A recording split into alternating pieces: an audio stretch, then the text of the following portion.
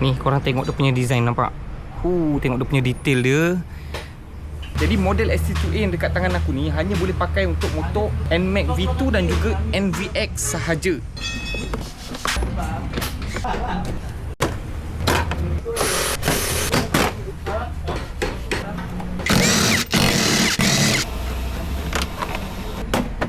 Nampak? Owner ni badan dia besar, jadi aku adjust 3 kali pusing, bagi keras sikit. Operation dengan rebound pakai Allen key saja, pusing kiri dan kanan. Korang boleh adjust. Luang ketatkan ni skru 24 kat atas ni. Tengok aku dah siap pasang Sorfili NMAX punya absorber monoshock. Nampak? Mantap.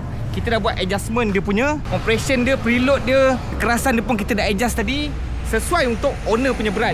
Jadi tolonglah kepada kedai-kedai motor yang pasangkan monoshock absorber, adjustkan untuk owner yang beli tu. Factory kalau datang tak semestinya sesuai dengan berat badan korang.